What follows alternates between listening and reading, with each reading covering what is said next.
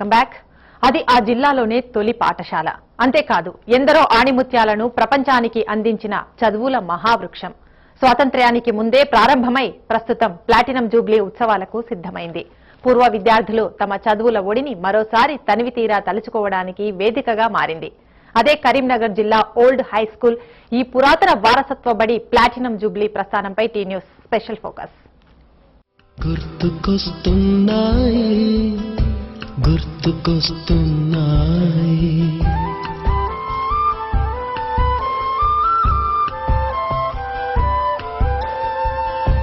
ఎదలోతులో ఏ మూలనో నిదురించు జ్ఞాపకాలు నిద్రలేస్తున్నాయి, గుర్తుకొస్తున్నాయి. కరీంనగర్లో బస్ దిగి ఓల్డ్ హై స్కూల్ ఎక్కడని అడిగితే పసిపిల్లాడు కూడా చేయి పట్టి తీసుకెళ్తాడు. ఇదిగో ఇదే ఆ స్కూల్. తెల్లటి మినార్లతో మెరిసిపోతున్న భవనం ఇప్పటిది కాదు. అసెంబ్లీ భవనంలా, చౌముల్లా ప్యాలెస్లా కనిపిస్తున్న ఈ కట్టడం కరీంనగర్ జిల్లాలోనే తొలి పాఠశాల. నిజాం కాలంలో ప్రారంభించిన ఈ బడి జిల్లాలోనే అత్యంత పురాతనమైనది. కరీంనగర్ కీర్తి కిరీటంలో ఈ ఓల్డ్ హై స్కూల్ ఒక కలికితురాయి. ఎందరికో విద్యాబుద్ధులు నేర్పించి ప్రయోజకులను చేసిన ఈ బడి చరిత్ర ఘనమైంది.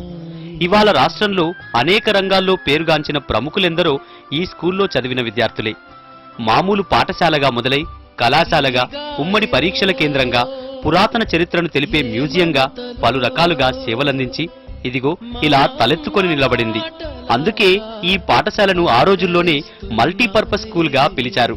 1930లోనే మొదలై నేటికీ చెక్కు చెదరకుండా కొనసాగుతూ వందలాది మంది ఆణిముత్యాలను భావితరాలకు అందిస్తున్నది.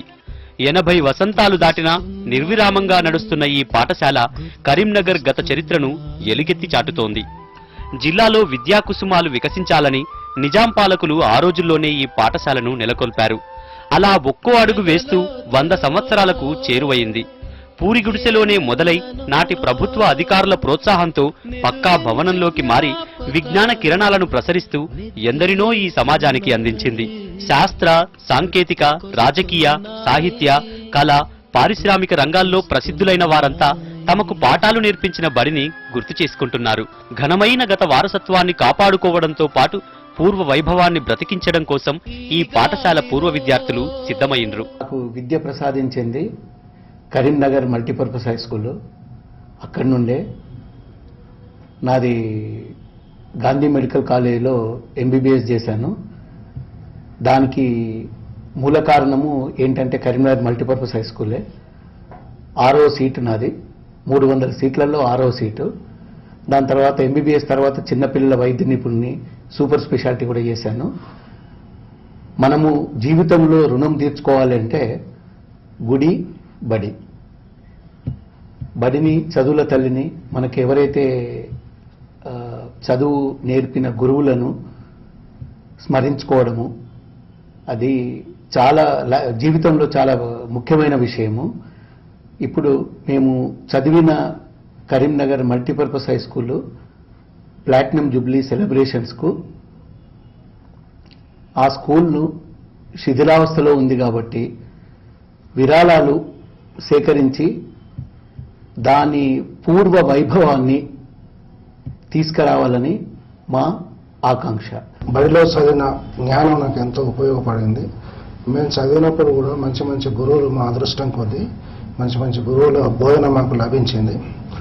ఇంకా ఈ పూర్వ విద్యార్థుల అపూర్వ సమ్మేళనం, అమ్మ ఒడి వంటి మేము చదువుకున్న పాఠశాలలో తన ఒడిలో కూర్చొని మా ఉన్నతికి, మా ఔన్నత్యానికి, చైతన్యానికి దోహదం చేసిన ఆ పాఠశాలలో మేము కలుసుకోవడం అనేది ఒక ఆత్మీయ సందర్భం. జిల్లాలో ప్రముఖ స్వాతంత్ర సమరయోధునిగా పేరుగాంచిన బోయినపల్లి వెంకటరామారావు, దేశంలోనే ప్రసిద్ధిగాంచిన హైదరాబాద్ సెంట్రల్ యూనివర్సిటీ ఛాన్సలర్ గా పనిచేస్తున్న సిహెచ్ హనుమంతరావు, జిల్లా తొలి ఎమ్మెల్యే చీకటి వెంకటరామారావు, దివంగత మాజీ ఎంపీ చొక్కారావు, జ్ఞానపీఠ అవార్డు గ్రహీత doctor Srinarayana Reddy, RTC chairman M Satyanarayanarao, Congress senior నేత Jeevan Reddy, IAS, IPS officer లాంటి వారు ఎంతో మంది ఈ బడి అందించిన బిడ్డలే.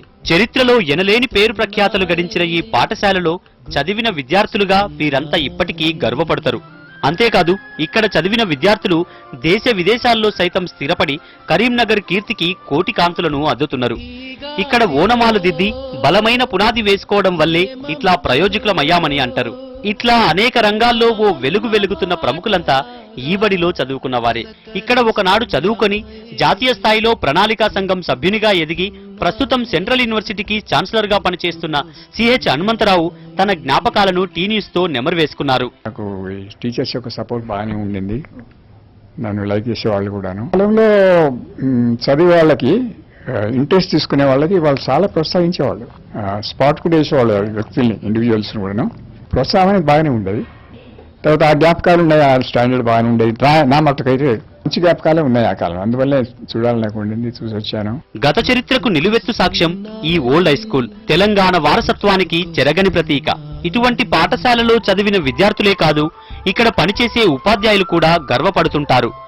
ఓల్డ్ హై స్కూల్ చరిత్రను మరింత వన్నెకెక్కించేందుకు ఇక్కడి ఉపాధ్యాయులు నిరంతరం పాటుపడుతూనే ఉంటారు. ఈ పాఠశాల ఒక వారసత్వ పాఠశాలగా, అంటే చాలా ఎంతో మంది రాజకీయ నాయకులు, తర్వాత డాక్టర్స్, ఇంజనీర్స్, కవులు, అన్ని సాహిత్య రంగాల్లో, వివిధ రంగాల్లో, తర్వాత దేశ విదేశాల్లో కూడా పనిచేస్తున్నారు.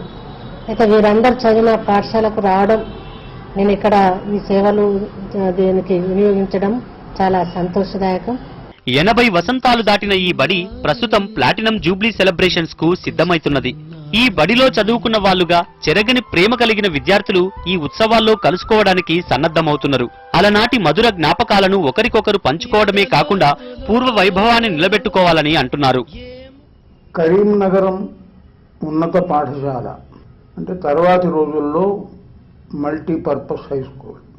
ప్లాటినం జూబిలీ ఉత్సవాల సందర్భంగా ఆ పాఠశాలకు సంబంధించిన కొన్ని స్మృతులు ఈనాడు అక్షరాల రూపంలో టీ న్యూస్ ప్రేక్షకుల ముందు ఉంచదలుచుకున్నాను. ఆ రోజుల్లో అంత ఉర్దూ మీడియం అది.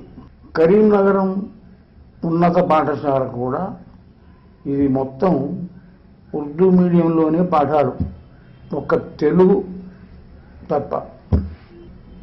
ఆ రోజుల్లో దీన్ని ఉన్నత పాఠశాలను పోఖానియా అనేవారు.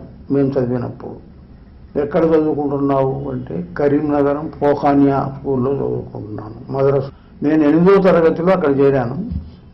నేను ఎంతో అంతో కవిగా రూపొందడానికి శేషాద్రి రమణకావులు గురువు గారి ఆనాడు పలికిన వాక్కులు, తరువాత వారు నేర్పిన అంశాలు నాకు చిరస్మరణీయంగా ఉంటాయి.